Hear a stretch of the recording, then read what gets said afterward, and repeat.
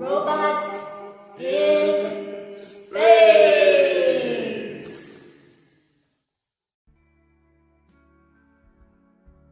Hello everyone, I'm Mike DiVerde and I'm an aerospace engineer. Today I'm wearing my Delta rocket shirt.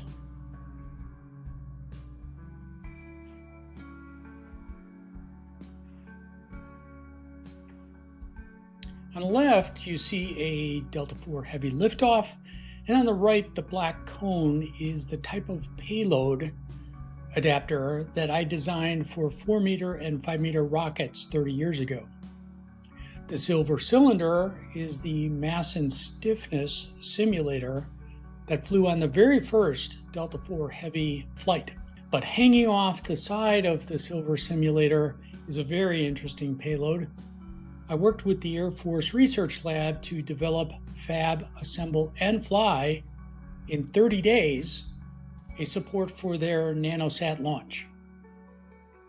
On today's episode of Robots in Space, I will discuss research by Chinese scientists on a large solar energetic particle event and the impact of Mars measured by the Chinese Tianwen-1 Mars orbiter, along with data from 3 other spacecraft. The radiation environment at Mars is very harsh, and it is not well understood, which makes this research important.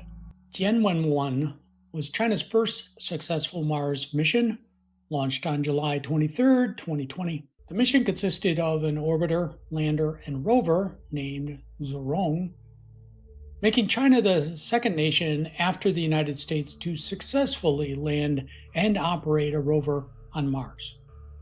The mission represented a significant achievement for Chinese space program and contributed valuable data about Mars geology, climate, and potential water ice deposits beneath the surface. The spacecraft reached Mars orbit in February 2021, and on May 14, 2021, the lander successfully touched down in Utopia Planitia, a large plain in Mars' northern hemisphere. The Zhurong rover, equipped with cameras, ground-penetrating radar, and instruments to analyze Mars climate and geology, operated on the surface for about 1 Earth year, far exceeding its planned 90-day mission. The rover entered dormancy in May 2022 due to declining temperatures and dust storms, and while attempts were made to reestablish contact, it has not responded since. The orbiter continues to function, conducting its own scientific observations of Mars and serving as a communications relay. The Mars Energetic Particle Analyzer, MEPA, was one of the scientific instruments aboard China's Tianwen-1 orbiter. It was designed to study energetic particles in Mars' space environment, particularly focusing on measuring solar energetic particles, SEPs, galactic cosmic rays, GCR, particles trapped in Mars' weak magnetic field, the interaction between solar wind and the Martian atmosphere. MEPA had the capability to detect ions with energies between about 50 kiloelectron volts to 12 megaelectron volts, and electrons from 50 kiloelectron volts to 6 megaelectron volts. The instrument helped contribute to our understanding of Mars' space weather environment and the planet's interaction with solar radiation.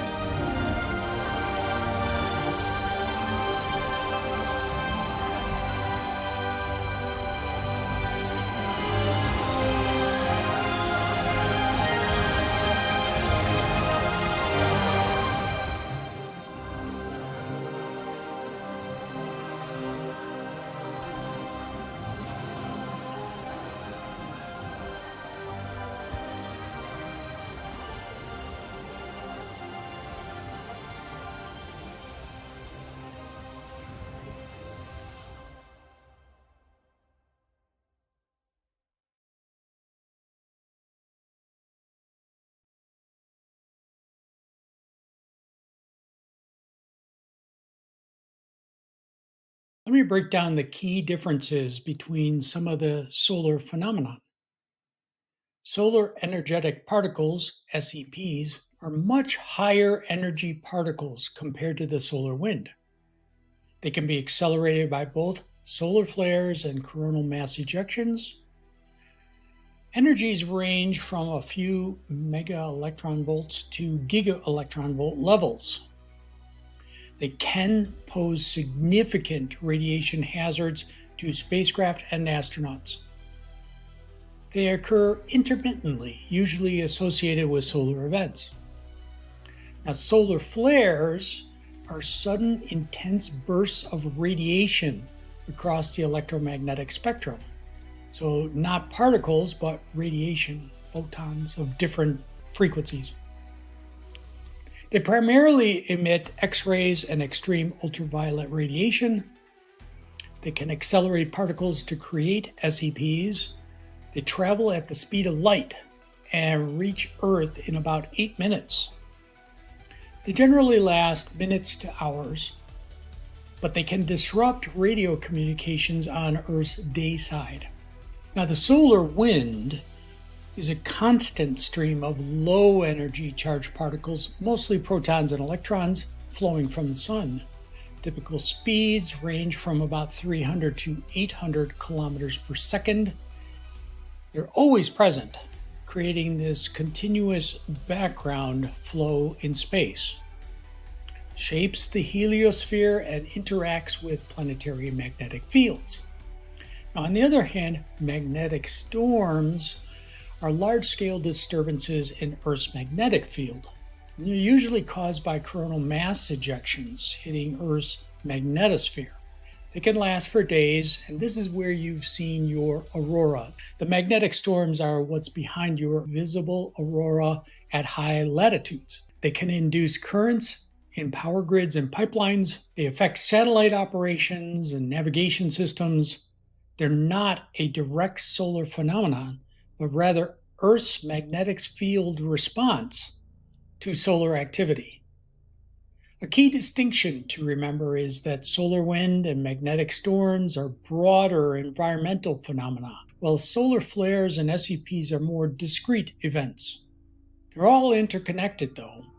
For example, a solar flare might produce SEPs, which then interact with the solar wind and potentially trigger a magnetic storm at Earth. An astronaut traveling to Mars might encounter solar energetic particles, SEPs. They're produced by solar flares and coronal mass ejections. They're primarily consisting of protons and electrons. They're more intense but sporadic exposures, and they can deliver very high radiation doses during solar events. Here are the effects at different dose levels for acute exposures. So in the range of 50 to 100 milligray, and milligray is your unit of radiation, right? Between 50 and 100 milligray, there's mild blood count changes that might be detectable. There's no immediate noticeable symptoms. There's slight increases in long-term cancer risks. But then you get to a zone of 500 to 1,000 milligray. Now you have the definition of this whole body exposure threshold for radiation sickness at 500 milligray. So that's the level that we're going to be very concerned about, right? Nausea and fatigue may occur. There's temporary changes in blood cell counts. There's much more significant increase in cancer risk, and there's usually no immediate severe effects. Now let's put these levels in perspective for a moment. For context, when you get a typical chest X-ray, you're getting about 1/10 of a milligray.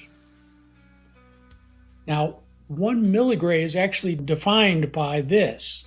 It's the average accumulated background radiation dose to an individual over a 1-year period as somebody who lives in the United States. So your typical American getting an average amount of radiation during a full year is going to get 1 milligray.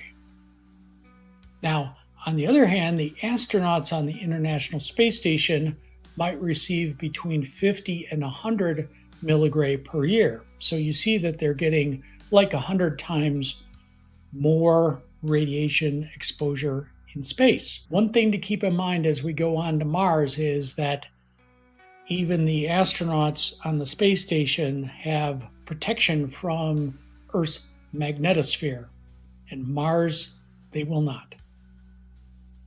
Now we will discuss the primary research paper entitled The 2022 February 15 Solar Energetic Particle Event at Mars, a synergistic study combining multiple radiation detectors on the surface and in orbit of Mars with models. The research paper concludes that the February 15th, 2022 Solar Energetic Particle Event at Mars was significant in enhancing our understanding of Mars' radiation environment.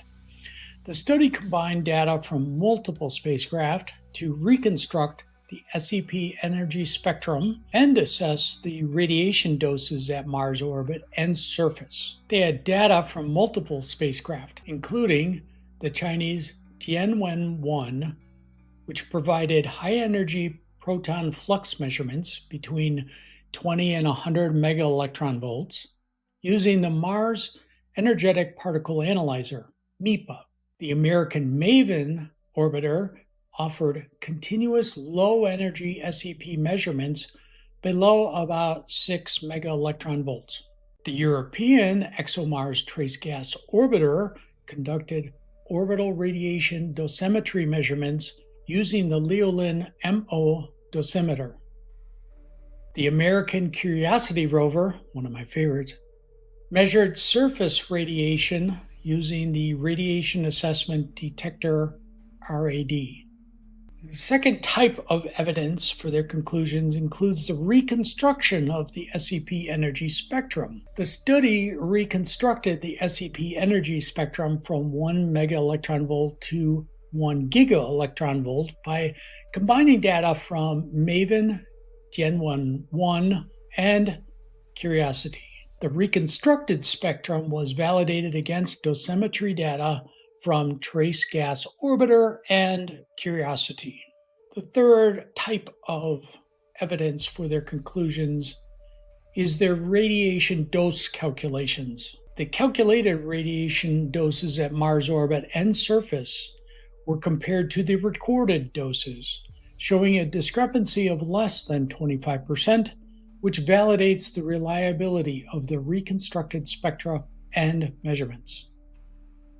The study emphasizes the necessity of continuous and synergistic radiation monitoring at Mars to better understand and mitigate the radiation hazards for future crewed missions. Overall, the study highlights the critical role of combining data from different spacecraft to provide a comprehensive assessment of the radiation environment at Mars, especially during large SEP events. Quoting from the paper now, there is a growing interest in exploring Mars in the coming decades. However, a significant obstacle that remains is the presence of space radiation, which poses a considerable and unavoidable threat to crew health, especially during long-term stays in future Martian habitats.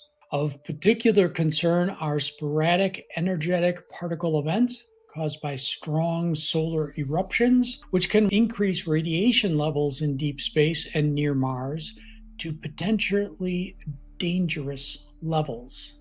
Notably, a solar energetic particle event on 15 February 2022 has caused the first significant radiation enhancement at Mars in solar cycle 25, as observed by ESA's Trace Gas Orbiter, the Chinese Tianwen 1 orbiter, as well as NASA's Mars Atmosphere and Volatile Evolution spacecraft, and of course, the Curiosity rover.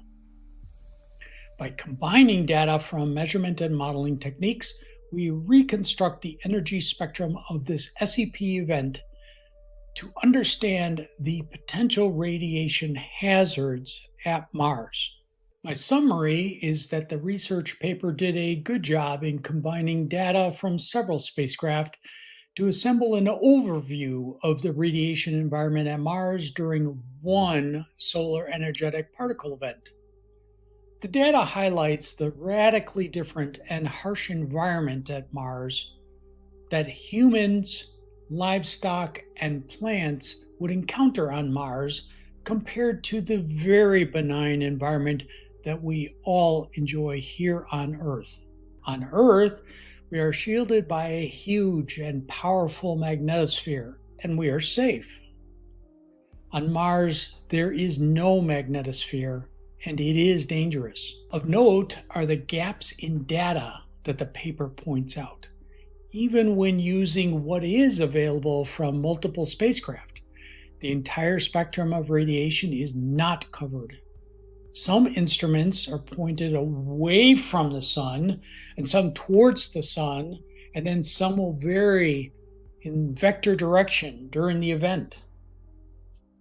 Each instrument has variable degree of shielding, either from the planet or the atmosphere or the spacecraft itself. Some instruments were overloaded by the intensity of the event, and valuable data was simply lost. The point is that there is not nearly enough instrumentation to determine what the radiation environment is at Mars. And that suite of instruments will need to collect data for a very long time first, because these powerful radiation events may occur sporadically and unpredictably. Only with this long baseline of quality data can the hazards be clearly understood. Without that deep understanding of this deadly environment, then it is not possible to provide a safe habitat on Mars for plants, livestock, or humans when they live there. Someday.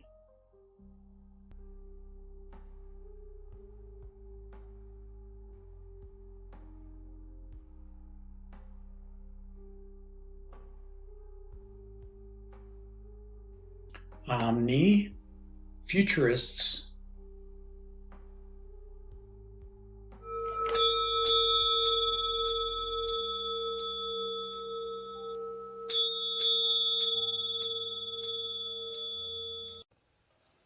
Robots in space.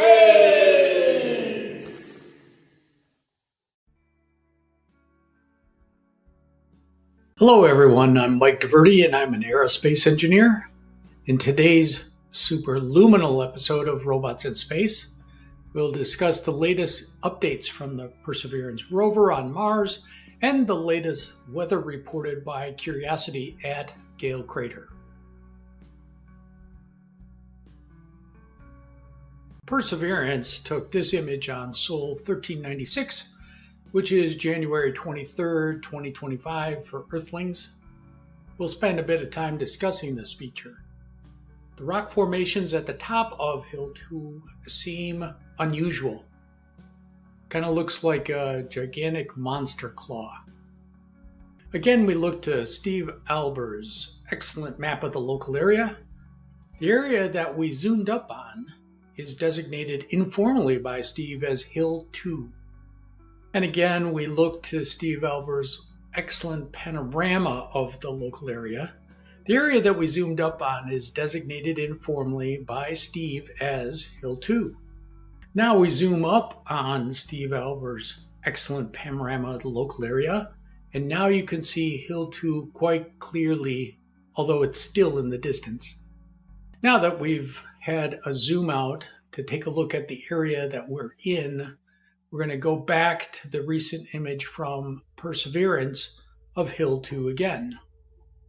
Now we have an extreme close-up on the intriguing features.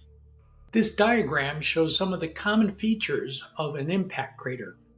I've highlighted the area that I think is relevant to the features that we see on Hill 2, impact melts. This diagram from the Lunar and Planetary Institute shows a cross-section schematic of a complex crater on the Moon, showing the locations of the different types of impact melts and impact breccias. Impact melt deposits can exist in a variety of structures and morphologies. Large kilometer-sized impact melt layers, kilometer to meter-sized isolated bodies within the crater interior and rim region, which is, I think, what we're focused on today, that type. There can be meter to centimeter sized glassy lenses and particles mixed within impact breccias in and outside of craters. There can be meters to centimeters thick impact melt dikes intruded into the crater floor, the central peak, and or the crater wall. And the last version is discrete centimeter to millimeter sized glass particles distributed hundreds to thousands of kilometers from the crater center. Lava on Earth is shown here for comparison.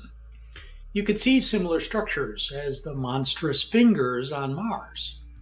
This type of lava is a particularly sticky, viscous lava that flows in areas like Hawaii, as versus the explosions of sprays of ash that happen in other volcanic systems. Back to the Hill 2 image briefly to remind you of the shapes.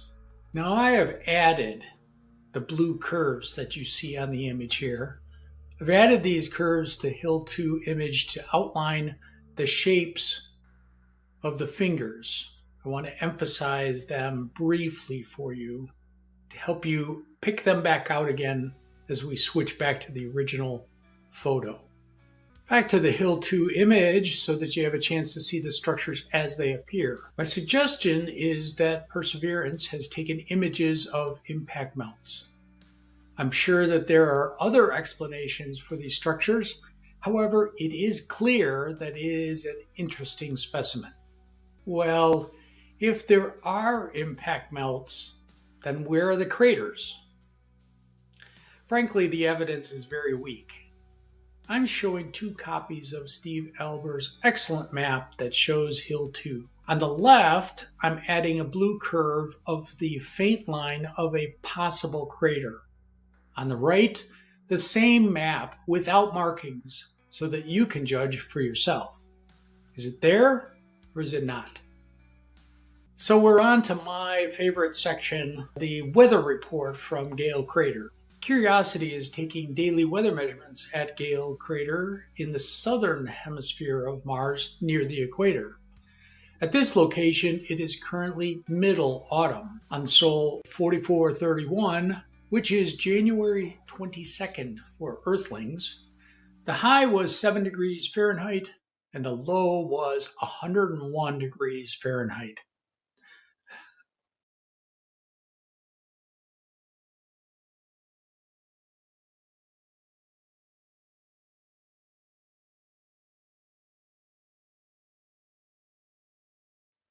OmniFuturists. Robots in space.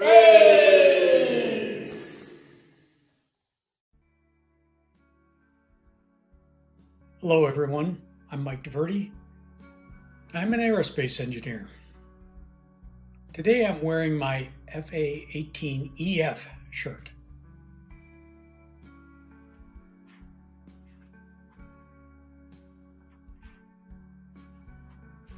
Super Hornet is a U.S. Navy supersonic fighter and attack aircraft. On the right photo, there's a label for the inlet duct.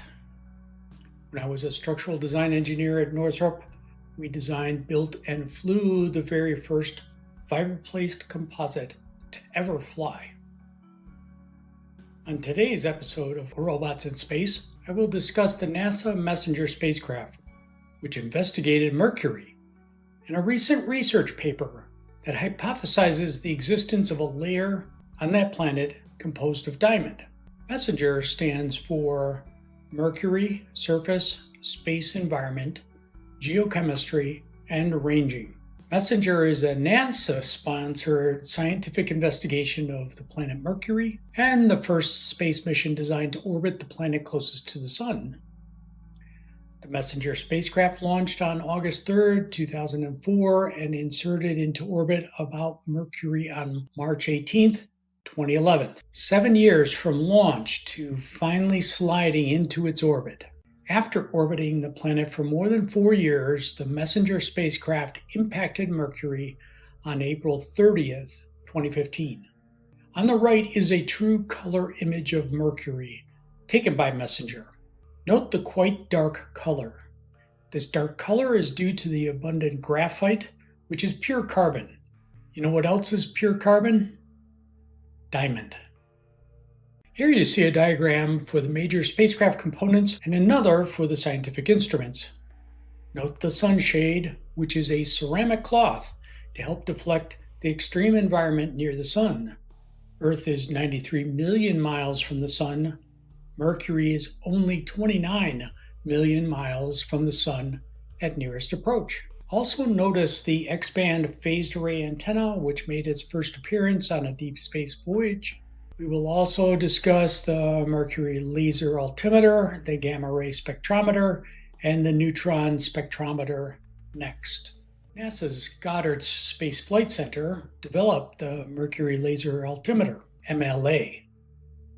MLA mapped Mercury's landforms and other surface characteristics using an infrared laser transmitter and a receiver that measured the round-trip time of the individual laser pulses to determine the planet's topography. The data was also used to track the planet's slight forced libration, a wobble around its spin axis, which told researchers about the state of Mercury's core. MLA data combined with radio science Doppler ranging was used to map the planet's gravitational field. MLA viewed the planet from up to 1,500 kilometers, which is about 930 miles away, with an accuracy of 30 centimeters, about 1 foot.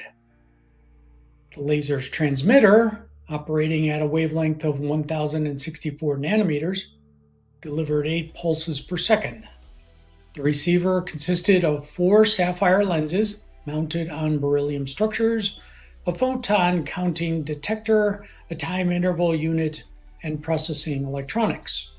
Gamma ray and neutron spectrometer packages separate gamma ray and neutron spectrometers to collect complementary data on elements that form Mercury's crust. The gamma ray spectrometer measured gamma rays emitted by the nuclei of atoms on Mercury's surface that are struck by cosmic rays. Each element has a signature emission, and the instrument looked for geologically important elements such as hydrogen, magnesium, silicon, oxygen, iron, titanium, sodium, and calcium.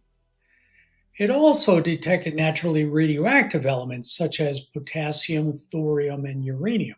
The neutron spectrometer mapped variations in the fast thermal and epithermal neutrons Mercury's surface emits when struck by cosmic rays. Fast neutrons shoot directly into space. Others collide with neighboring atoms in the crust before escaping. If a neutron collides with a light atom like hydrogen, it loses energy and is detected as a slow or thermal neutron. Scientists looked at the ratio of thermal to epithermal, slightly faster neutrons, across Mercury's surface to estimate the amount of hydrogen possibly locked up in water molecules and other elements. Measurements from Messenger's MLA instrument during the spacecraft's greater than 4-year orbital mission have mapped the topography of Mercury's northern hemisphere in great detail. The view shown here on the left is an interpolated shaded relief map of these data. The lowest regions are shown in purple, and the highest regions are shown in red. The difference in elevation between the lowest and highest regions shown here is roughly 10 kilometers. Among the prominent features visible here are the smooth northern volcanic plains and the enigmatic northern rise. The low-lying craters near the North Pole host radar-bright materials thought to be water ice. Despite the short distance to the Sun, the axis of Mercury is not tilted enough to expose the interior of the craters at the poles, providing perpetual darkness and extreme cold. On the right is a true color image of Mercury, which is remarkably dark, which is interpreted as abundant graphite, which is pure carbon. Now we'll watch a brief video that shows the mapping of the Mercury laser altimeter, accompanied by Jason Geringer's new composition entitled Mercury. Enjoy.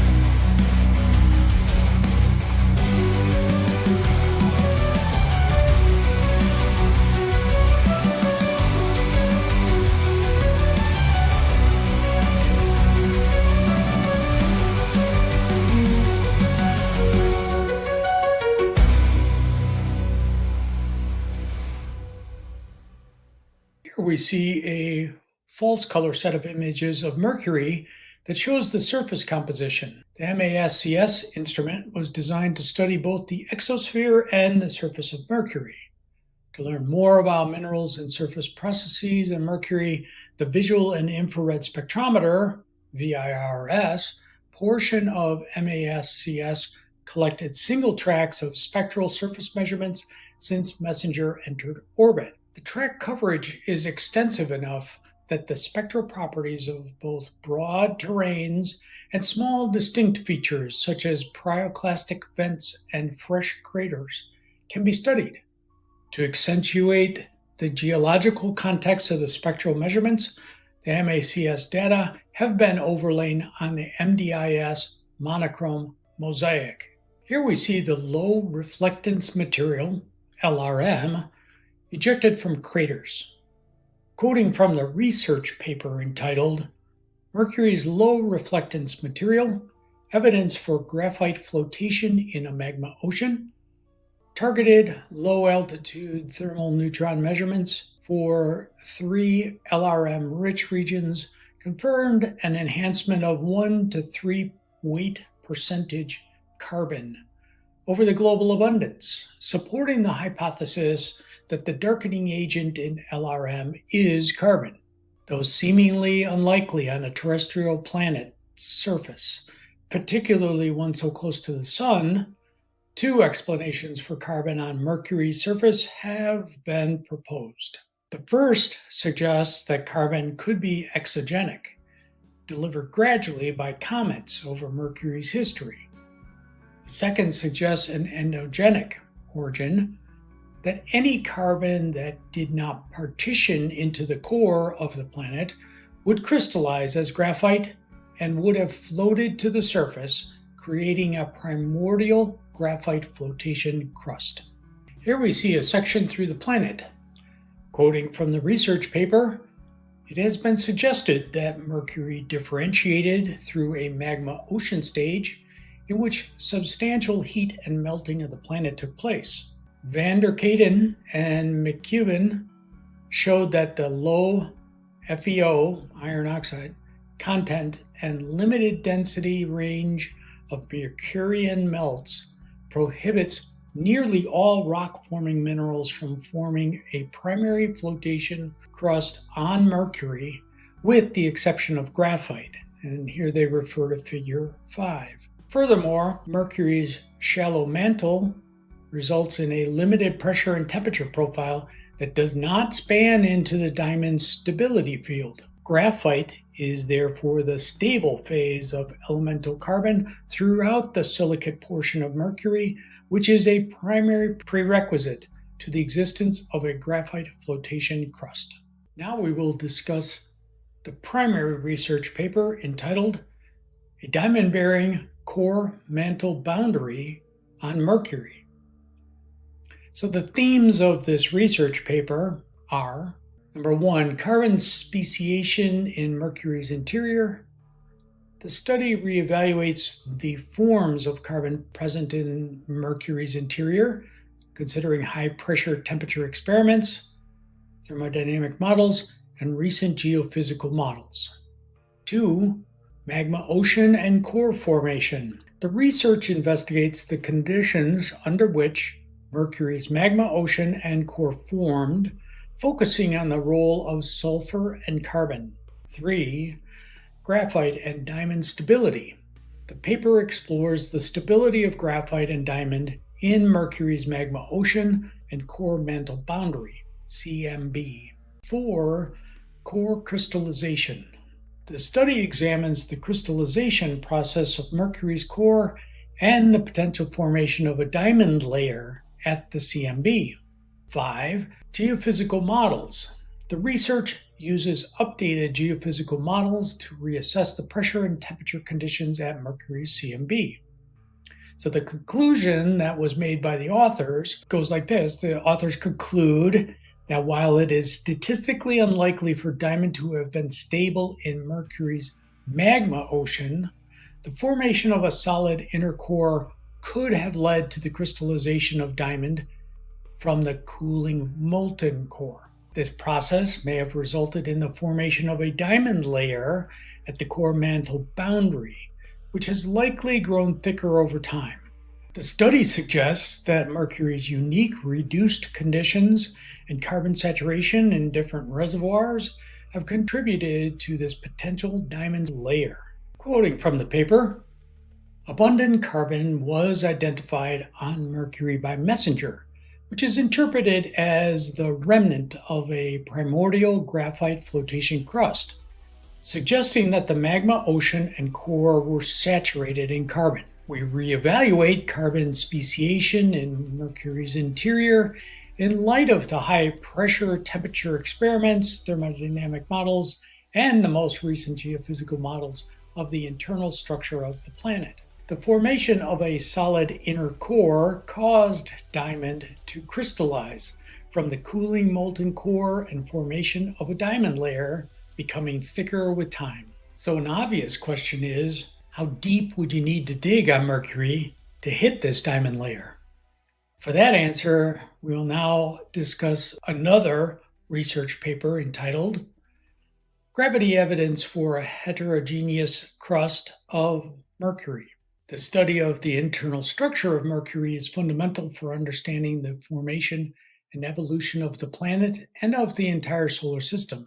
Mercury is constituted by a very large iron-rich core with a radius of about 2,000 kilometers, a 400-kilometer thick mantle made of iron poor and magnesium-rich silicates, and a silicate crust with an average thickness of 35 kilometers. The core is divided into a solid inner core with a radius between 1,000 and 1,500 kilometers, while the outer core is made up of convecting liquid of iron sulfide, which is also responsible for the magnetic field.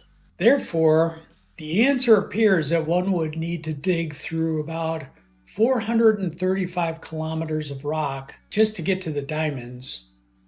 That is 270 miles of digging straight down.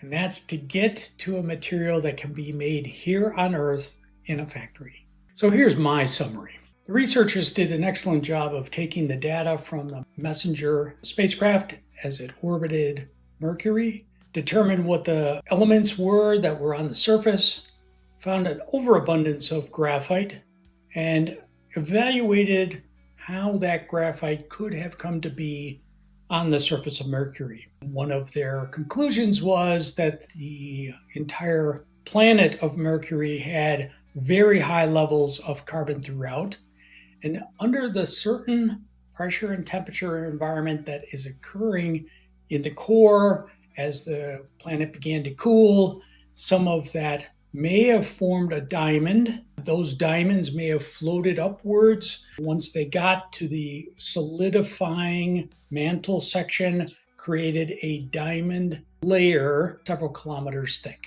The problem is that you have to dig down almost 300 miles through rock just to get to the diamonds.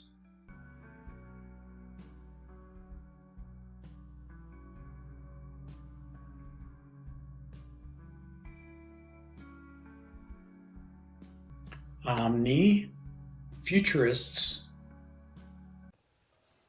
Robots in space.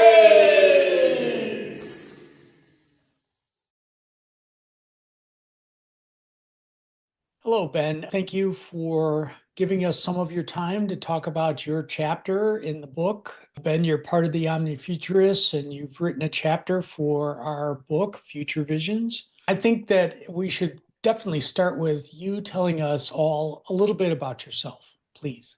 I'm the eldest son of a fourth generation family business. My brother asked me when we were young adults if he could take over the family business, and I was okay with that. I had been pursuing music as a degree in college. After college, I was in the military. I had auditioned to be in the Navy band, but my drum set chops weren't good enough. But my recruiter found me a position as a journalist, and I really got into broadcast journalism. I think that's kind of how I even ended up interacting with OmniFuturists, was because of like my copy editing background was a little bit what got me the interview into the Transhumanist Party. It was while I was in the military, when I had about a year left to go, that I was like, what's after this? And I had the thought that maybe we could suspend ahead on artificial technology and theoretically keep on living. So that's kind of what made me go into health school. Afterwards, I was first pursuing pre-med, and I was thinking, well, if I'm a surgeon, I could learn how to hook up the head to an otherwise artificial machine. But then went into pre-physician assistant studies, didn't make physician assistant school the first couple tries I had, but went instead with public health realm, a little more talking about like administrative roles within healthcare systems, working for a Department of Health and Human Services, that kind of thing. And then got that, did a little travel, finally ended up coming back to Madison in 2015. I've been here ever since. I currently work in drug quality control. Been doing that the last 2.5 years, and I feel like it's a pretty good spot for me to be living my life mission of keeping on living and of helping products and therapies get to market that help people keep on living. That's excellent. Thank you. And maybe also you could tell us a little bit about the topics that you covered in your chapter. I am the director of longevity outreach for the US Transhumanist Party. I'm kind of trying to remember how I got into the OmniFuturists. I think we were interacting about various books that were interesting, and I was happy to start interacting more. And then with my proofreading, copy editing background, I did help with the first Future Visions that came out last year in that way. AI is not my area. I very much look to the rest of the people in this community to help me know what I need to know about it. I kind of look at the headlines, but I feel like if I'm going to dig into anything, I need to dig into the longevity science stuff more. And even that, I'm not digging in as much as I used to. I feel like it's more my job to make sure that people are learning about longevity science than to actually be the expert in longevity science. But I also think that I gotta get practice writing. And when OmniFuturists and you offered me this chance to write a chapter for this year, I thought, well, it's as good a chance as any. My first thought of how to write this chapter was going to be to do it all in one fell swoop. I think I tried that on a Sunday and maybe another Sunday, and it's like, oh, this just isn't happening. But then I thought, I know how to interview people, and I know how to get the quotes that they have given me and tie them one to the next, to the next, to the next. And that's how you write a story. I first learned the technique in broadcast journalism through doing TV stories, but then same principle for newspaper stories. Just use the quotes, let them be your scaffolding. And through doing that for the chapter in this year's book, and through allowing myself just to riff a little bit, as I sometimes do in all of my journaling background that I have, managed to get the 6,000 words that we were going for. I want to say that I think that yours was probably the easiest to read, very fluid, very liquid. I really liked it. And the further point is that I think that one common thread in all of our futurist interests in transhumanism and other things is super longevity. That seems to be one topic where we all seem to find common cause. But I've got a quick series of questions that I'm curious about it, other than what you wrote. So the first one is, do you think that the economic singularity is likely to occur in the next 10 years? If not, when, if ever? And you can say pass if you wish, because you already said, AI is not necessarily my thing, but it's good background. So it was 2 weeks ago now that DeepSeek was announced to the world, if I'm remembering timing correctly, 2 weeks ago tomorrow. Something like And that, then yeah. it was in yesterday's Washington Post headline that Elon Musk's real motivations were released about automating the whole workforce. So I don't know. It's sure knocking on the door loud. We'll see what happens. I mean, I don't know the degree. I mean, there is some degree that Elon Musk is getting pushback. I don't know how sharp those teeth are on that pushback that he's receiving. I guess I kind of feel like our job is to, while we might be more concerned about some aspects of this administration and how it is doing things so far, to also help people see, you've been complaining about this job that you've had for the last 30 years. You sure you want to keep doing it? Let's just automate it. I mean, now granted, we need to come together to make sure that we don't have people starving because everybody's out of work and everybody's on the streets. So I would say we could be close. I a little bit thought of reaching out to my interviewees after the thing from Elon Musk in the Washington Post yesterday, but I was like, well, they'll find out in their various ways. I feel like it's hard to not kind of hear what's going on these days in the news unless you are actively avoiding it. So I look forward to conversations with various people that know about me writing this chapter, or other people just that I talk about with these topics of, we'll see, how fast do you think our jobs can be automated? And how do we ensure this is a good thing if and when it happens? I formed the OmniFuturists in 2022, and I think we just generally thought we had about 10 years to plan how to react to it. And you're talking about the crux of the problem, meaning, sure, almost all of us really would prefer to not have to work. The question is then, how do you live? And that's the part that hasn't been even worked on seriously. And that's the critical problem, because as you're pointing out, it's not going to take 10 more years at the rate they're going. And there is no plan. So that's the kind of the focus of the economic singularity for the OmniFuturists, is not so much is it coming or exactly when it's coming. It's the question of how do we survive it? So the next question might be, how do you think you would define the onset of the economic singularity? What does that mean to you? I might defer to Mike. You have that equation when there starts to be mass unemployment comparable to like the Great Depression. If we have 30% or something that we can attribute to automation taking the jobs, it's a little concerning. About, someone needs to check me on my history, but when people started losing their jobs in the late 20s, early 30s, and then because they didn't have money to spend, then that was a vicious cycle of more unemployment because not as much money to go around. So if this starts to happen, how the government can keep money flowing through the system, maybe that's kind of what happened right as COVID was hitting the scene, and there's like, just keep money in people's pockets. That's how we're going to get through this right now. And yes, with some inflation concerns at that same time. But for this being a long term, not just like the pandemic hit and then we figured it out, but we are able to automate all the work that there is. I don't know. And I don't know if we in the OmniFuturists have quite reached an understanding of how there could be more work or where there would be more work when the work that we are accustomed to knowing about is starting to get automated. Please ask your question one more time, just in case I have one more thought that would So fit. I asked, how would you define the onset of the economic singularity? Yeah. I mean, with an announcement like in the Post, I'm curious what the response is and how that starts to show up in the news cycles more.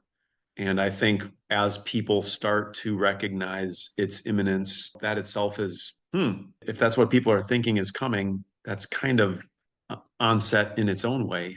I'm going to just respond to a couple of the things that you pointed out.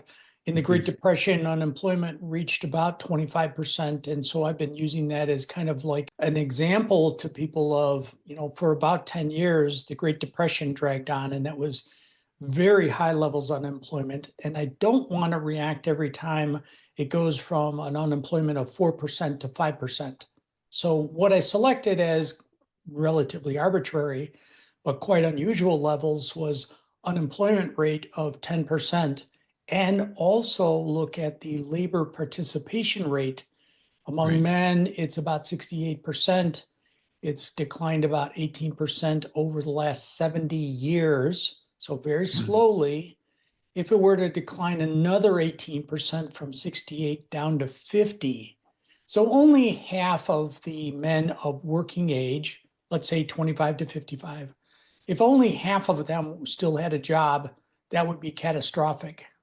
Those were my indicator levels, but I think you're talking about some of the things that would be indicators that it has come. You've got massive millions of people losing their job to automation. One of the things that we look at that's different than, say, usually when we talk about this, someone will say, well, when the tractors came, the horses didn't have a job. When we went off the farm, we started working in the factory. There's going to be something to do, Mike. And here's the difference that everyone seems to overlook. The tractor didn't have to think. The factory assembly line didn't have any capability of thinking. The 1970s, when the robot arms in Detroit started welding together cars, they couldn't think. They just did a very narrow set of jobs. And that's what's changing is if you have something like generative AI or agentic AI, where the software can do some very simple planning and decision making. And now you mentioned Tesla, they've got some bots. The Chinese have some humanoid robots. If you were to marry that sort of thinking capability, a very basic reasoning capability, with a dexterous, mobile, ambulating robot, that's a human. And some of the Chinese bots are claiming that they're like $12,000. Okay, I'm sorry, there's no human that's going to be able to compete with a robot that only costs $12,000, that doesn't have sick leave or vacation or benefits. And, so anyway, that's the crux of the problem. So the next question after that, my friend, is how do you think that humanity should deal with the economic singularity? I didn't know that this would be my conclusion when I started writing the chapter, but maybe with 1,000 words to go or thereabouts, it was at that point at least becoming pretty clear to me that it's not a revolutionary new idea. It's just we as humans need to come together to help work through this time. I think with the thought that if we get through this time and if we do our best to engineer this next phase in human evolution the right way, it could be really good for all of us involved. If it goes sideways or negative on us, then kind of this whole experiment that has been civilization is for naught. So a little bit like we have to work through this together to ensure that not only has everything up until now been worth it, but the prospect of what could be with figuring out how to use this technology appropriately is, I don't want to say like nothing better. It's not like it'll be utopia. There will still be problems to resolve. I do like the term, can't remember who coined it, but protopia, about just constantly working to make things slightly better. It's just that right now we have a lot of change coming at us very quickly. And so we do really have to all be participating as best we can to help this situation become the right one for our next direction as a civilization. It's very good how you were talking through this, and I tend to simplify it just for discussion purposes of, there's two main paths. One is cyberpunk and one is solar punk. Okay. And so the cyberpunk is Blade Runner, and the ultra wealthy keep all of the profits from all the bots. All the concentration of wealth goes right up to the top like it normally does. And the rest of us are barely surviving. And the other version is kind of a solar punk or Star Trek economy, where that wealth that's generated by agentic AI and by cognitive automation is then redistributed so that everybody on the entire planet is supported. And so I'm hoping, and this actually goes into the next question, which is, that solar punk version is advocated a lot by our friend David Wood, that there might be a path to superabundance. So the next question actually is, do you think that we will ever achieve superabundance? Yes, I am optimistic that this is how things, if we make it through this window of all sorts of change, it's almost like, how could this not be? Ugh, no. There are all these dystopian things about like you're going to have just the wealth concentrate all to the top. Maybe I'll go this way. I do think all of us deep down are good people. Sometimes you got to dig more, but I think very deep down we're all good people. And I will make another exception for like sociopaths that just like the chemicals within them just aren't right. But then it's like, well, you can't hold them to blame for that. But I feel like all of us are good people, more or less deep down. Also, this is more optimism. I think that if we are willing to discuss things with people with differing views in a friendly manner, ultimately the truth is what will settle out. I think right now we're struggling with that, which is, anything I could say would be less dramatic than how terrible it really is for us right now, that there is such division amongst us about just some beliefs that just on the surface just don't fit.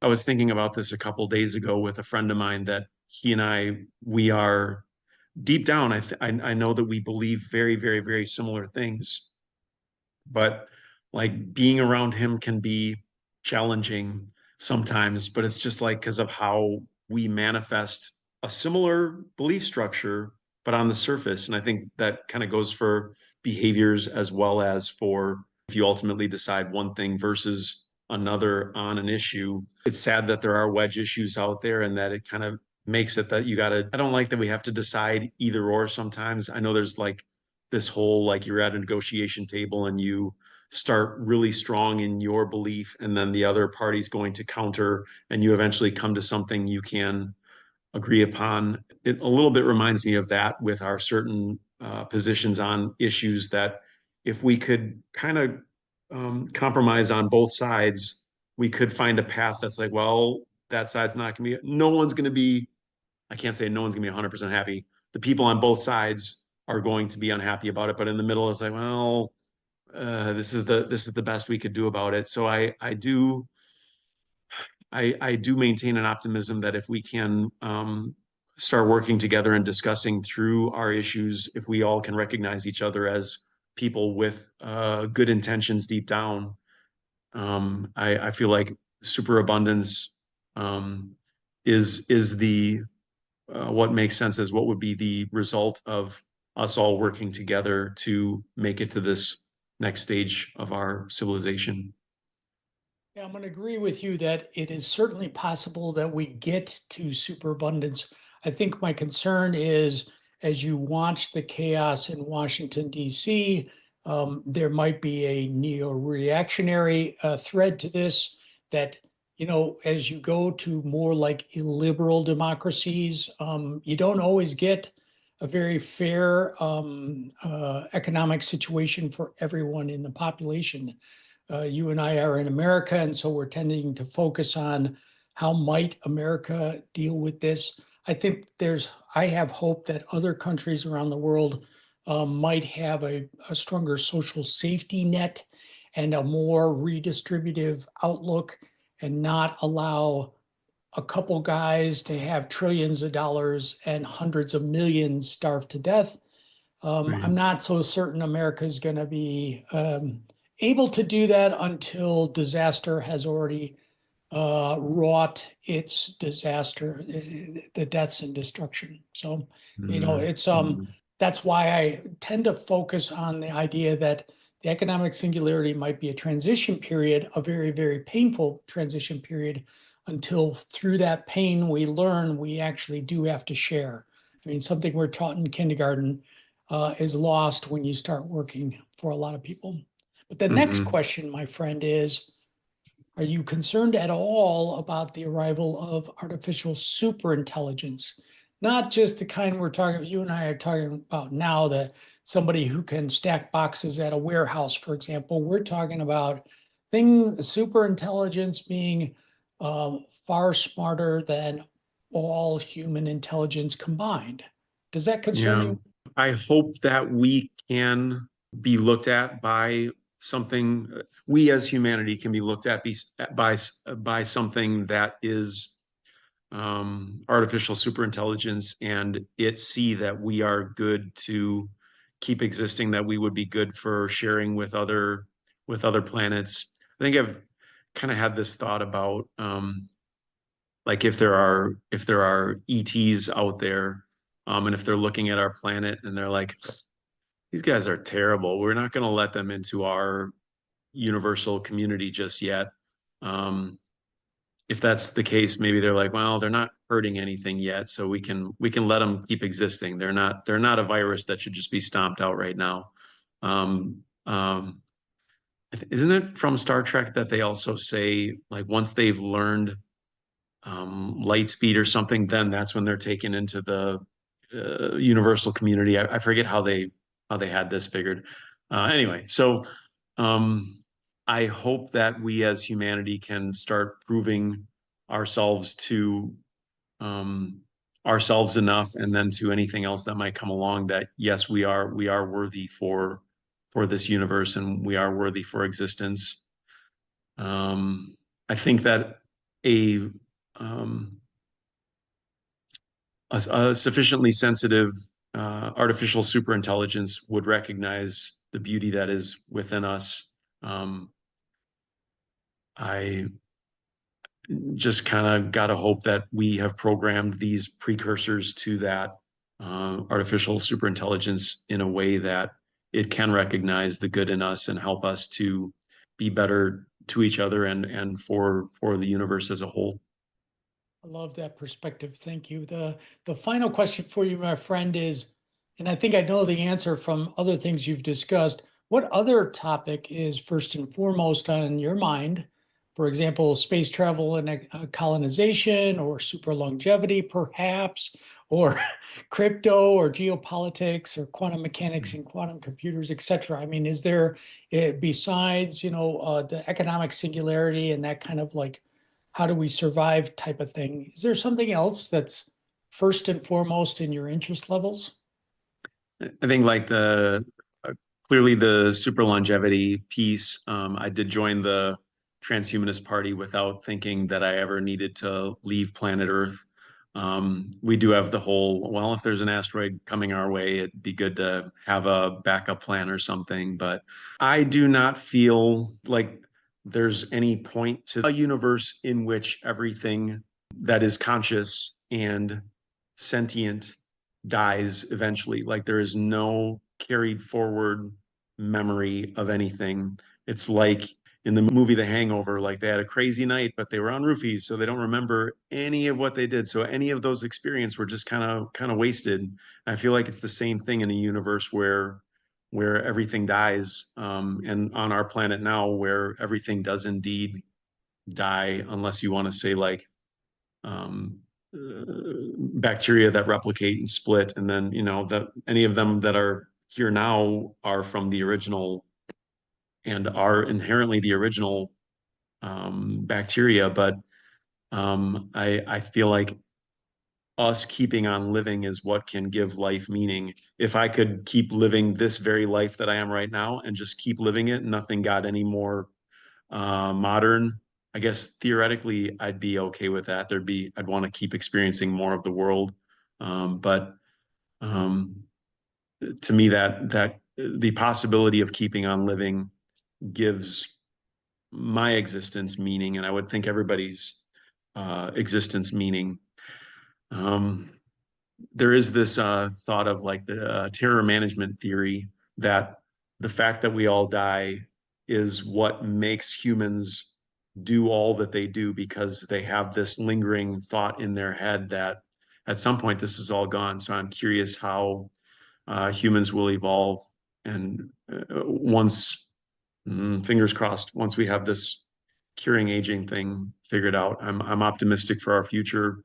I guess I feel like, if we don't ever figure out this aging piece, there might not be a point to the universe and living anyway. Very good. Thank you for your time. Everybody, you've got to read Ben's chapter. Now, our book, I think I've got this. Yeah, okay. This book is last year's book. It's already on Amazon. This book is the new one that's going to come out. It should be out by the time this video shows, but Ben's got an excellent chapter in Future Visions. It'll be available very soon. Ben, thank you so much for your time, your effort, your energy on all of these very important topics. Thank you for your time today, my friend. Thank you, Mike. Appreciate it.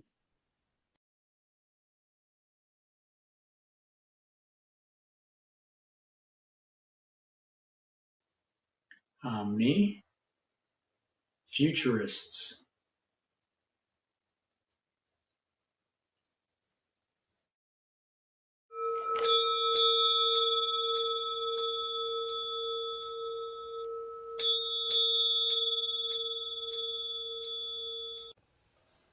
Robots in space.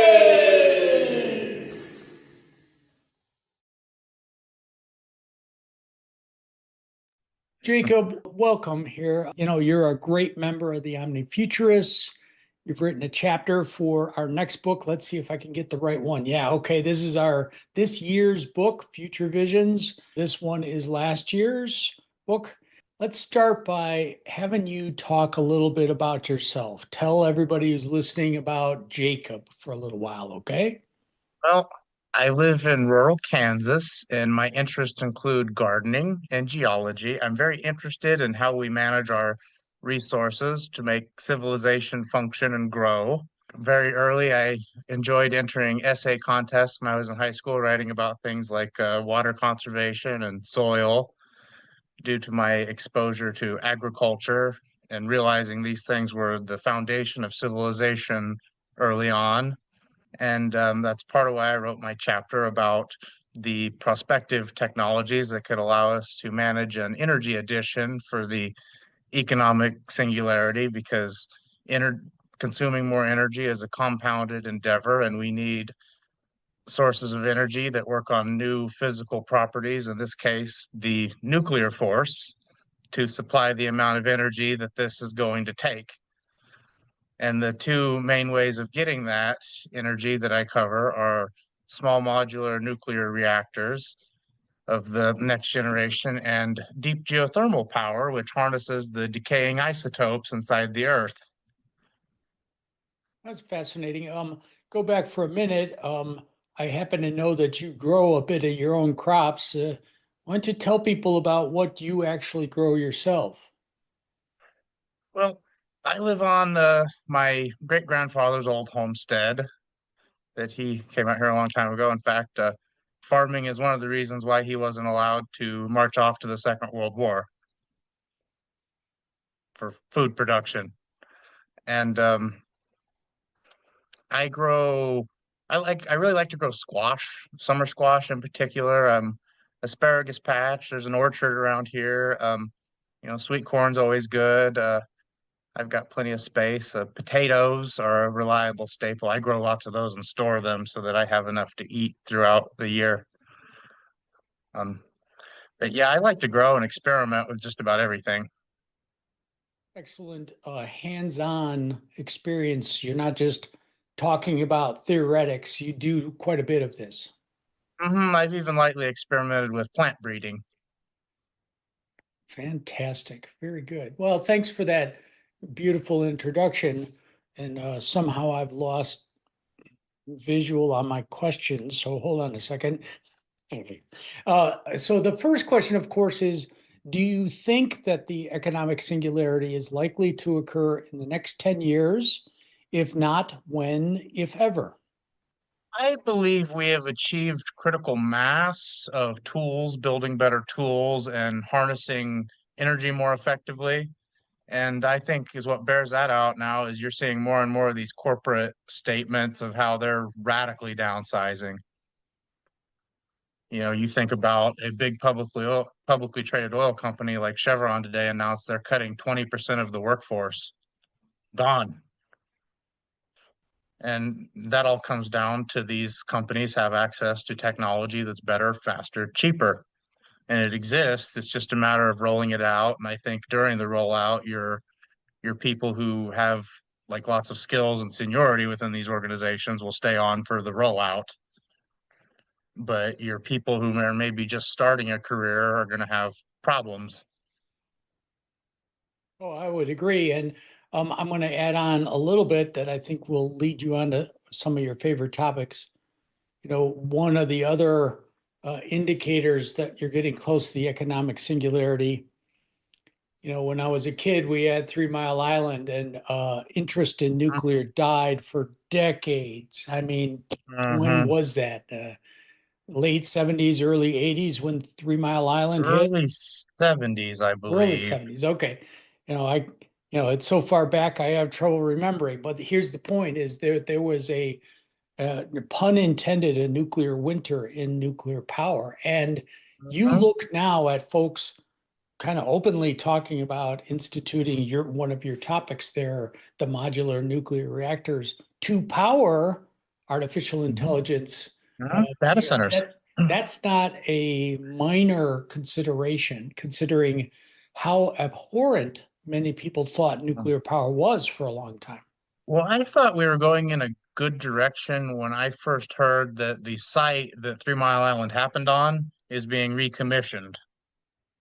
I think that goes a long ways towards helping public perceptions around this that wait, it's not a wasteland that you can never visit again.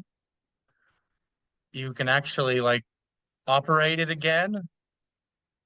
And Very that maybe good. we went too far by like scrapping this world leading nuclear program we had at the time,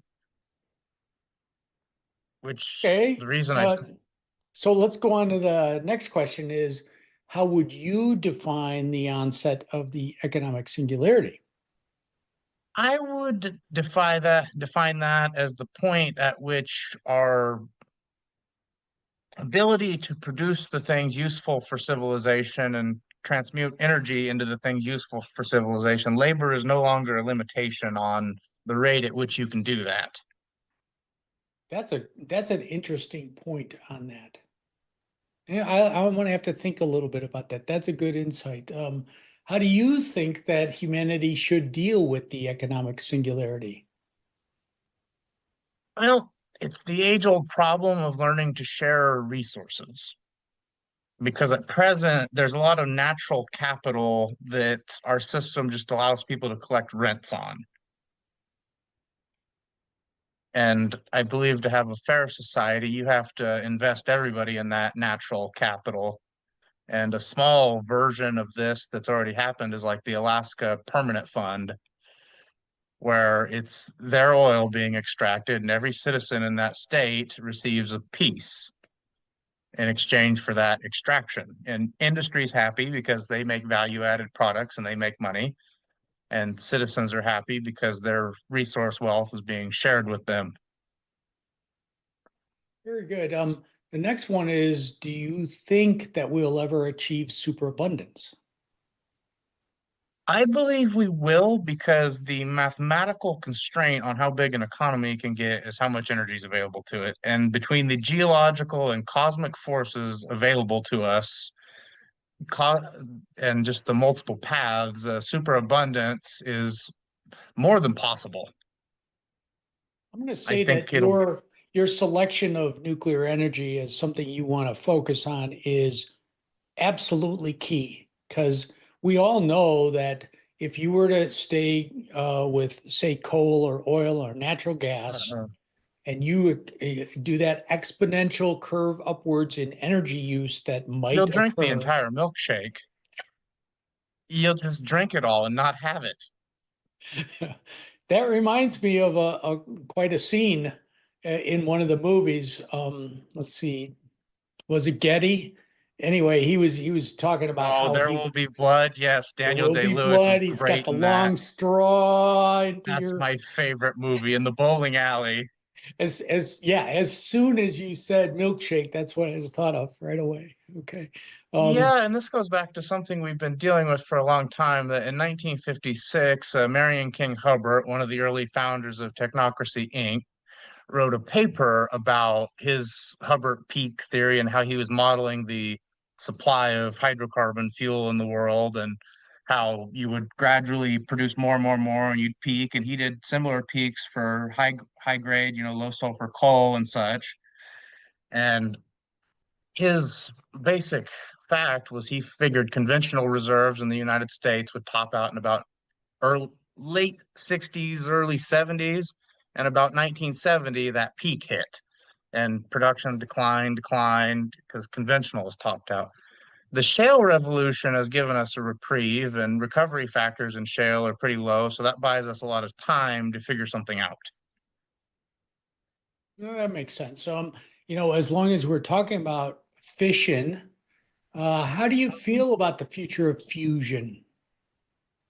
I like fusion a lot. There you Fusion is go. the path to becoming a type 1 civilization. I like it. I thought that might appeal to you. Okay. I I think a society that has nuclear fusion probably has a cultural renaissance from all the bandwidth that people have freed up. Okay. Very good. And are you concerned at all about the arrival of superintelligence? Well, I'm not because it's inevitable, and we already have technologies that I'd be way more concerned about. Like if they didn't exist and you told me they were coming, like if I didn't know what a nuclear weapon was and you explained what this is and how like a bunch of the world's governments are going to have these laying around, that would terrify me. But we seem to have had restraint as to not destroy ourselves with them. So yeah, super intelligence scares me way less than, say, a nuclear weapon.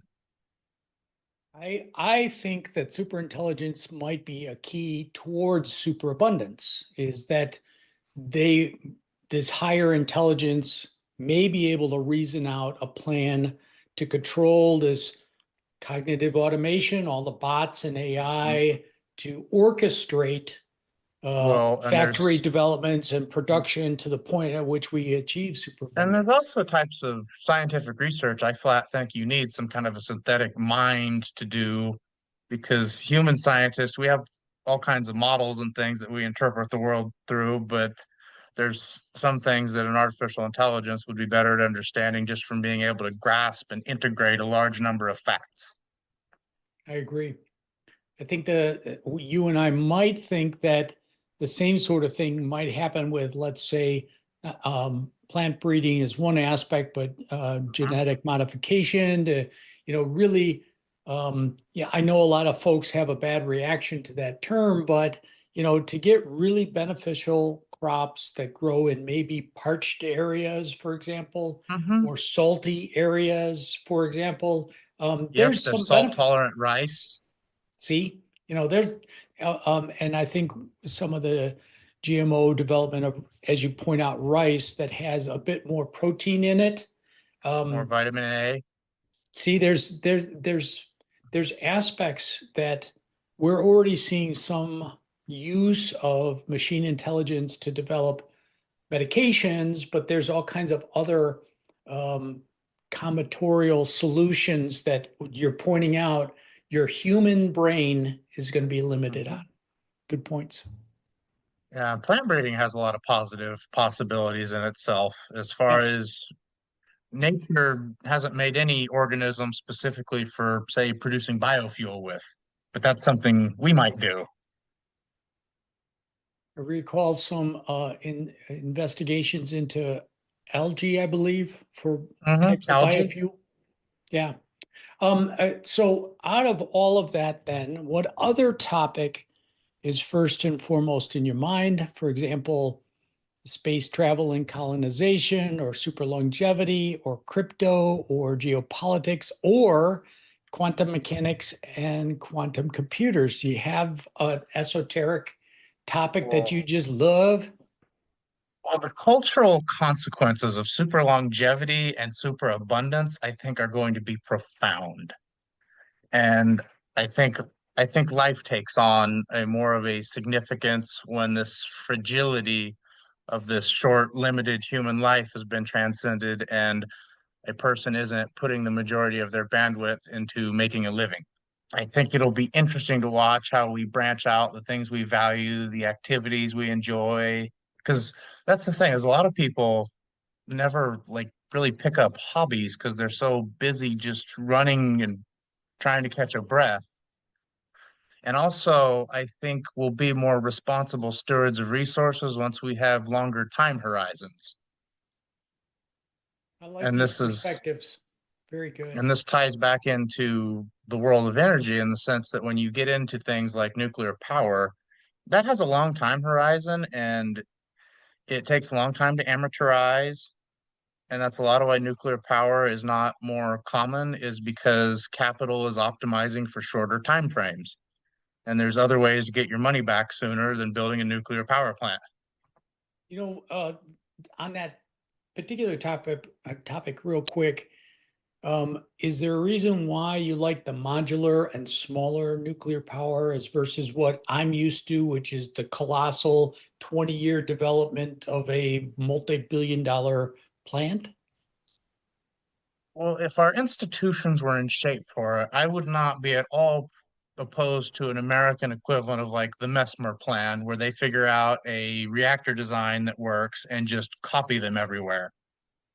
And we kind of had that in the 50s, although we didn't do it as uniformly as the French, but we did have public support for nuclear and the Dwight Eisenhower's peaceful atom speech and nuclear power even back then was thought of as the path to this post-scarcity world in the imaginations of the futurist of the time. But the small modular reactors have safety benefits to help with some of the fear around that. And also, I just think with America being a very market-oriented society, having a collection of competitors building these reactors and marketing them will be, you'll see better rollout. And these companies are trying to build very plug-and-play solutions to get over the fact that when you offer to sell somebody nuclear power, obviously the first thought is that sounds complicated and dangerous. So I think it's very nice that you have these companies trying to sell these like full service packages of we'll build the reactor, we'll sell you the reactor, we'll operate it and maintain it, plug and play. And that's what the data centers need right now. That's an excellent insight. Everybody, Jacob has written an excellent chapter on how to power our future. Jacob, thank you for your time, for your energy, your efforts in writing this chapter for us. Have a great day, man. Thank you. Have a good one.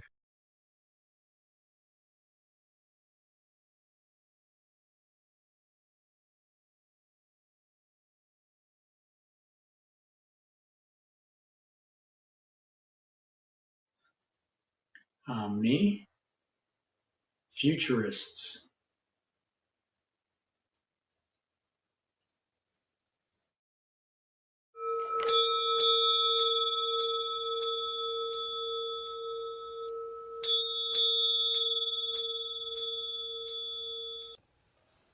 Robots in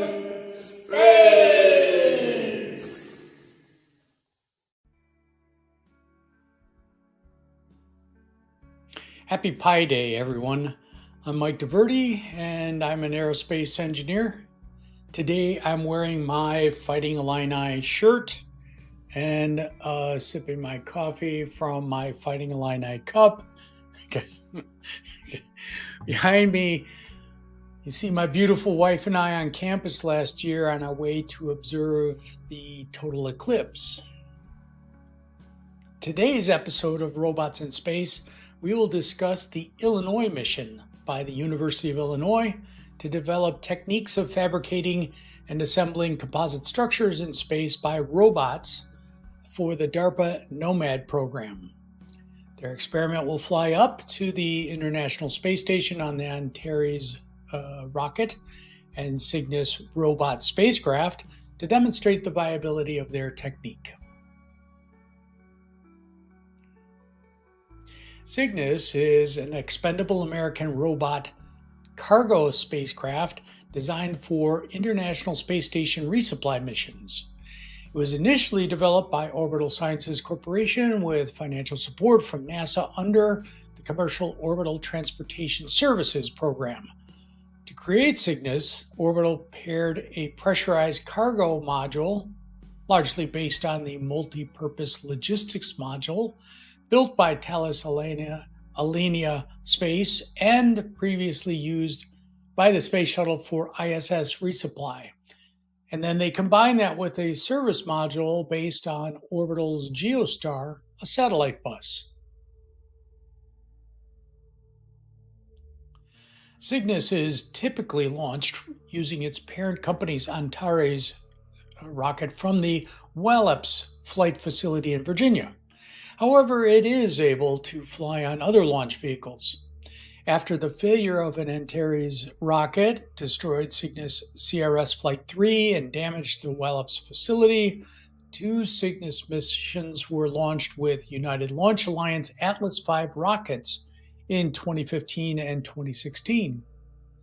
Additionally, 2 Cygnus missions have been launched on the SpaceX Falcon 9 rocket in 2024, with one more scheduled to launch in 2025. Now we'll watch a short video of a portion of the Cygnus robot spacecraft being handled in the factory. After that, we'll watch the launch of an Antares rocket with a Cygnus robot spacecraft headed to resupply the International Space Station.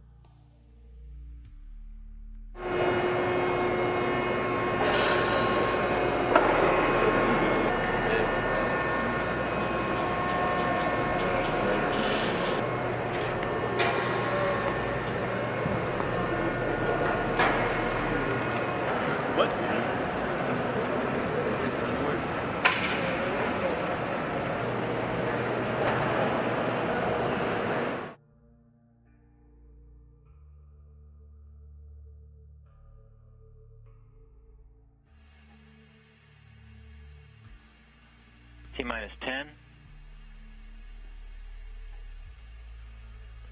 5, 4, 3, 2, 1. We have engine start. Liftoff Antares, NG-13 mission with Wallops Flight Facility.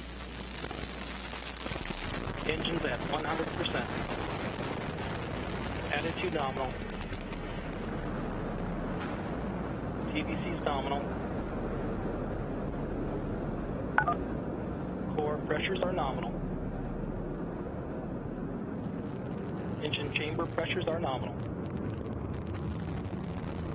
Attitude nominal. Power subsystem nominal. Altitude 10,000 feet. Attitude nominal.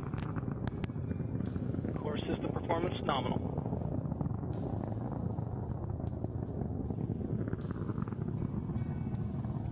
Engine and TVC systems nominal.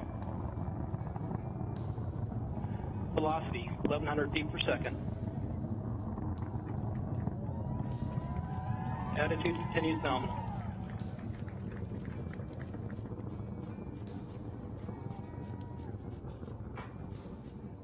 Max Q, attitude nominal. Power subsystem continues nominal. Altitude 50K feet. Engine steady 100%. Core VNG3 activated.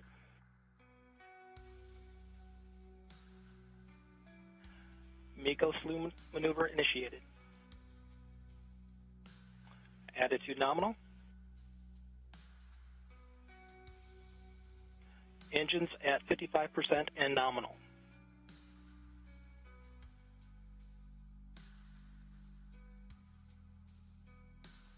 (14,000 feet per second). Main engine cutoff. Main engine cutoff confirmed. Standing by for Stage 1 separation. Upper ACS enabled. Stage 1 SEP. Stage 1 separation confirmed. The next milestone is fairing separation, which will come in about 40 seconds. Altitude 100 kilometers.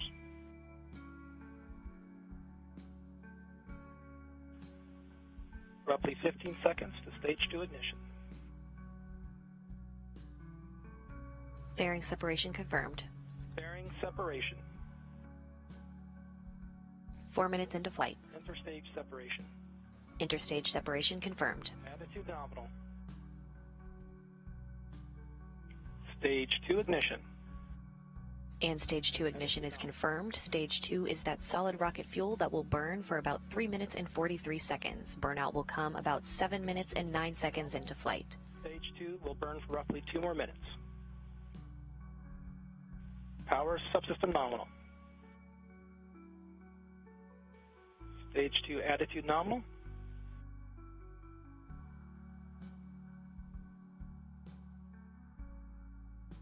Even something as common as a flame acts differently in space. We will watch 3 different videos on this. The nature of exothermic reactions and microgravity bears on the point of today's episode: fabrication and construction of infrastructure in space by robots.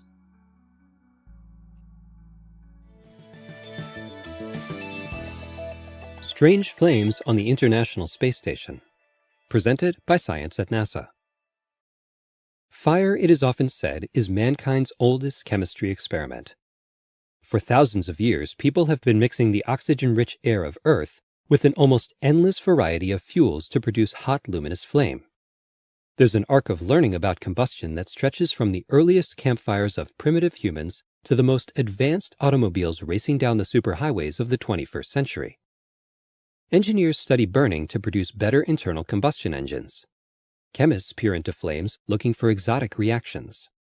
Chefs experiment with fire to cook better food. You would think there's not much more to learn. Dr. Foreman A. Williams, a professor of physics at the University of California, San Diego, would disagree. When it comes to fire, he says, we're just getting started. Flames are hard to understand because they're complicated. In an ordinary candle flame, thousands of chemical reactions take place. Hydrocarbon molecules from the wick are vaporized and cracked apart by heat. They combine with oxygen to produce light, heat, carbon dioxide, and water. Some of the hydrocarbon fragments form ring-shaped molecules called polycyclic aromatic hydrocarbons, and eventually, soot. Soot particles can themselves burn or simply drift away as smoke. The familiar teardrop shape of the flame is an effect caused by gravity. Hot air rises and draws fresh, cool air behind it. This is called buoyancy and is what makes the flame shoot up and flicker. But what happens when you light a candle, say, on the International Space Station? In microgravity, flames burn differently. They form little spheres, says Williams. Space station flame balls turn out to be wonderful mini-labs for combustion research. Unlike flames on Earth, which expand greedily when they need more fuel, flame balls let the oxygen come to them. Oxygen and fuel combine in a narrow zone at the surface of the sphere, not hither and yon throughout the flame. It's a much simpler system. Recently, Williams and colleagues were doing a space station experiment called FLEX to learn how to put out fires in microgravity when they came across something odd. Small droplets of heptane were burning inside the FLEX combustion chamber. As planned, the flames went out. But unexpectedly, the droplets of fuel continued burning. That's right, burning without flames, says Williams. At first, we didn't believe it ourselves. In fact, Williams believes the flames are there, just too faint to see. These are cool flames, he explains. Ordinary visible fire burns at a high temperature between 2200 and 3100 degrees Fahrenheit. Heptane flame balls on the space station started out in this hot fire regime.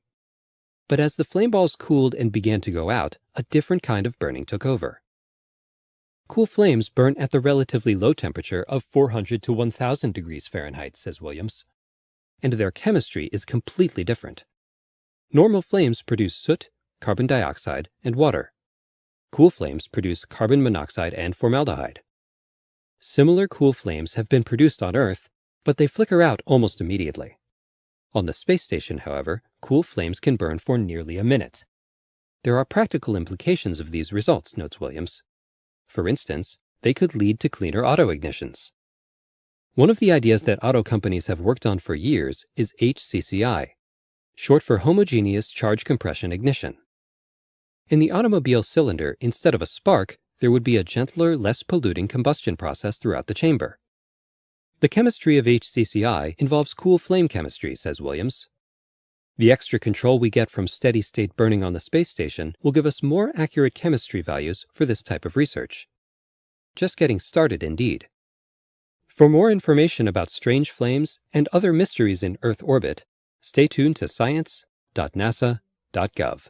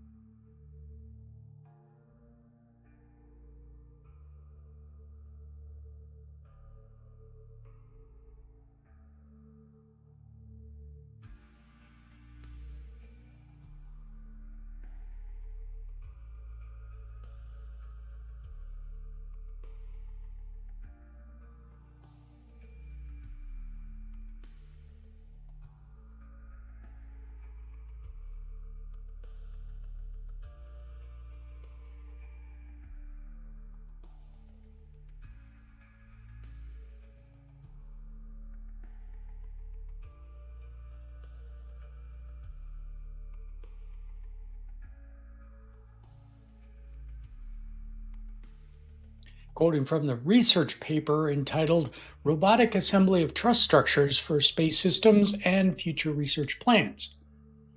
On-orbit assembly of space structures introduce many advantages. These include inherent serviceability, inherent expandability, launch packing efficiency, ability to launch small units independently, incremental system upgrades, structural efficiency, aerial densities of 15 kilograms per meter squared for conventional hardware, essentially no increase in complexity with size, and the ability to build very large structures, for example, larger than 100 meters.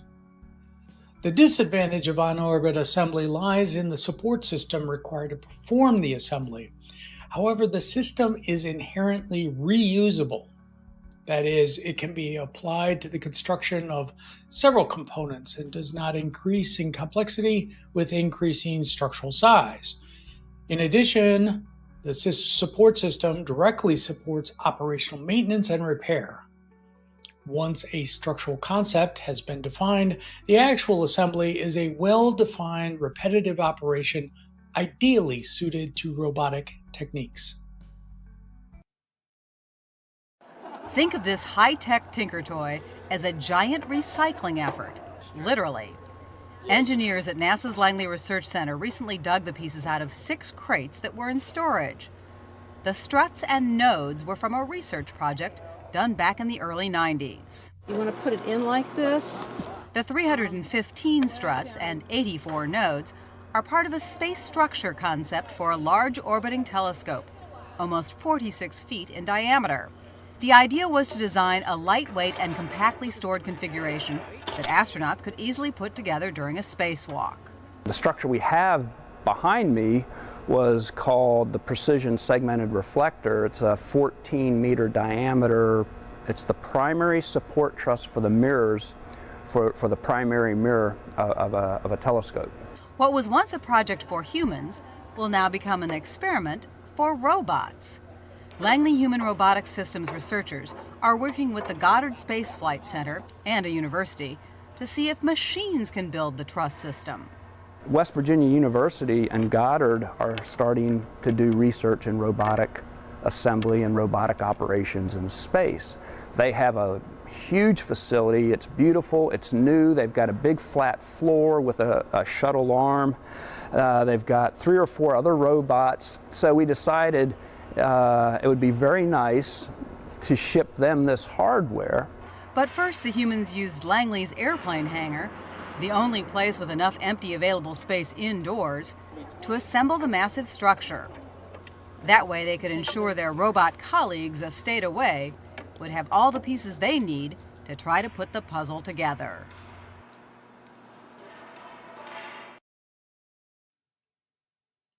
DARPA is entering the final phase of its novel orbital and moon manufacturing, materials, and mass-efficient design, NOMAD, program.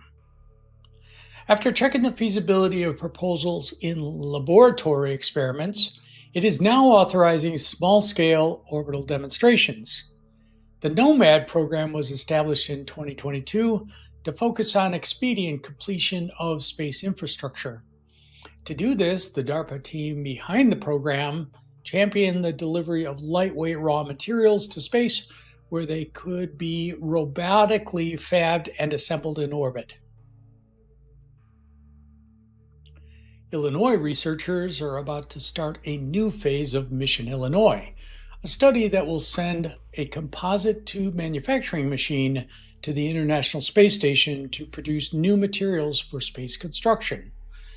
NOMAD aims to test new materials that DARPA and the University of Illinois have developed, which might significantly enhance the near-future robotic in-space assembly process. Quote, "The material curing process we are using is well tested and understood here on Earth, and the challenge will be to see if we can manufacture it on orbit, in microgravity, radiation, vacuum, and all of the complex conditions in the space environment," unquote, Professor Sama Tawfik said.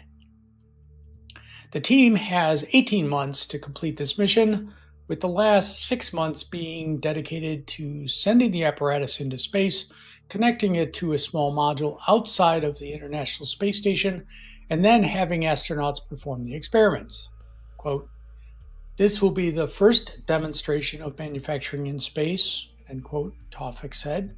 Quote, "Realizing such structures will enable the next stage in humanity's space utilization and a future beyond our imagination."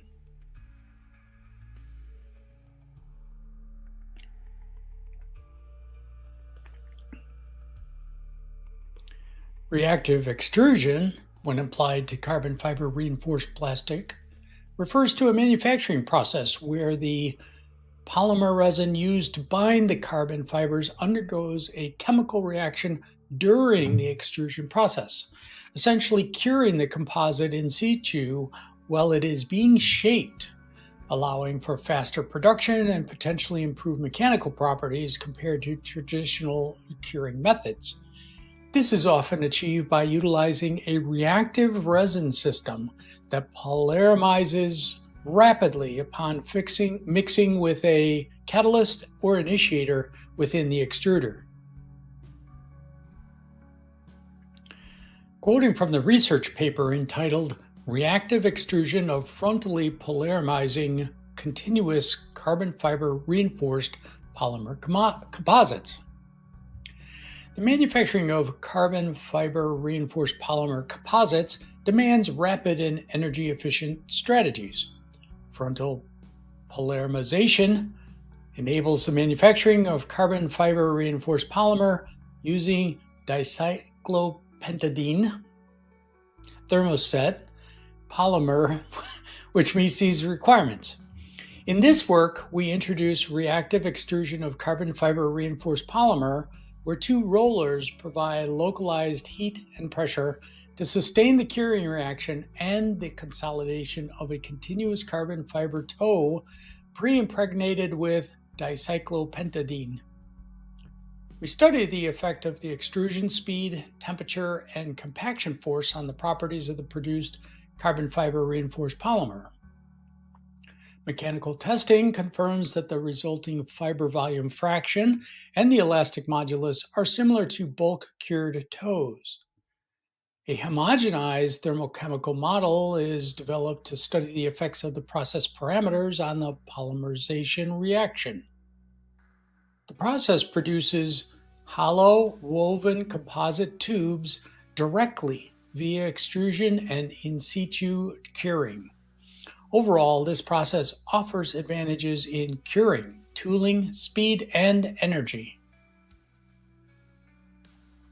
Quoting from the research paper again, compared to state-of-the-art continuous fiber thermoset composite additive manufacturing processes in published literature, the reactive extrusion carbon fiber reinforced plastic methods described in this paper compare favorably in terms of both printing speed and fiber volume fraction.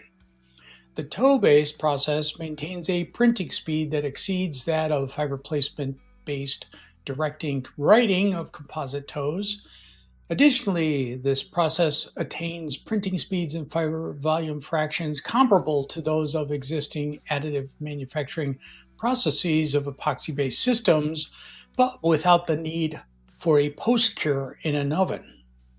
The reactive extrusion carbon fiber reinforced plastic process is therefore more efficient with respect to the total energy requirements for curing. This can be observed by the 4 orders of magnitude reduction in energy per unit volume for the RACFRP process compared to that of conventional curing in an autoclave. Simply amazing.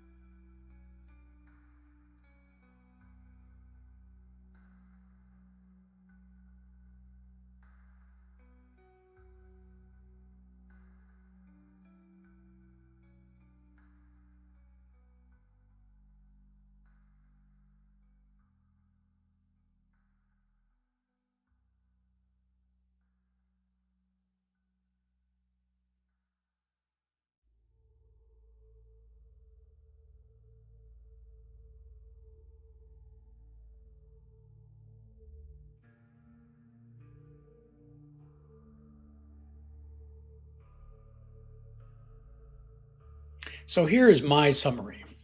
The Fighting Illini are leading the way to a space robot built of large, inexpensive, and energy-efficient fabrication and construction techniques anywhere in the solar system.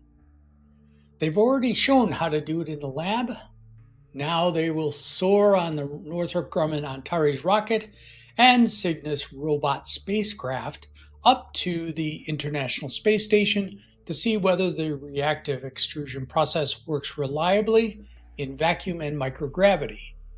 Microgravity produces some deviations in flame dynamics compared to Earth gravity conditions.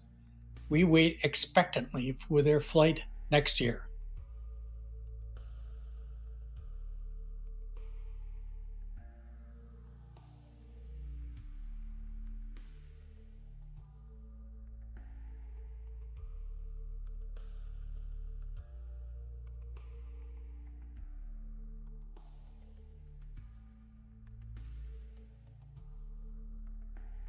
OmniFuturists.